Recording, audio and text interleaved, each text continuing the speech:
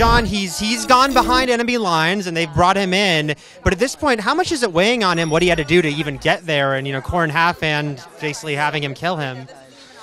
I think he's just got to let it go. He had a job to do, and at the very end of last season, we saw him weighing weighing very heavy on him.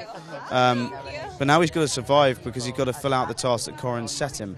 So it's a bit like after the first season when he lost his father, and it's okay. Now we're going beyond the wall, and Commander Mormont says you've got to get on with it.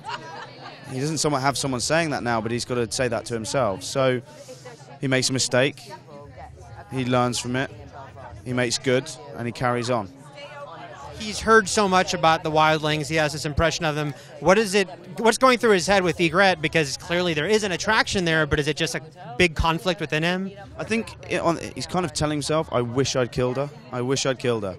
And of course he doesn't really, because he's very intrigued by this girl.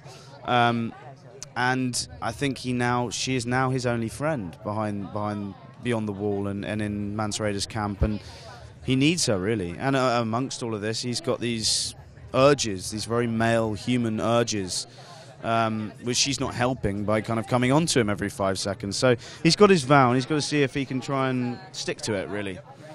You mentioned Mance Rayder. Can you talk about meeting him this season, and what is Jon's impression of this much talked about character? Yeah, so Mance is played by an actor called Kieran Hines, who is a phenomenal actor and a real national treasure of ours. So working with him first and foremost was amazing. He's incredible as Mance, and is exactly how I imagine Mance to be. As far as Jon and Mance goes, it's another older male figure who's kind of telling him what he should think and do and feel, but this time Jon doesn't actually have to listen to him because he's his enemy. At the same time, he's quite intrigued by Mance, and quite sort of taken with him as a person, and so he's got all these conflicting feelings about this man, and at the end of the day, he's got to defeat him, really. Jon is so separated from his family. A lot of fans, hope that they'll be reunited. He could also meet all these other characters he's never met. Are you hoping at some point he'll return to the other side of the wall and get those reunions?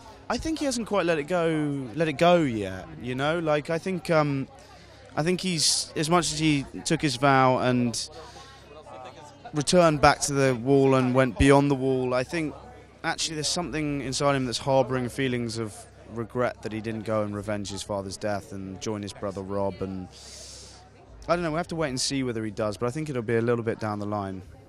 We're getting much more of sort of a supernatural inclusion into the show as it goes on. Will that be continuing this season? Yes, it does, and it keeps growing. And the fantastical sort of fantasy elements of the show keep getting bigger, and we get White Walkers and witches and all sorts, and it doesn't slow down. Like there's something breaking apart in this world, and we're getting more of it this season as well.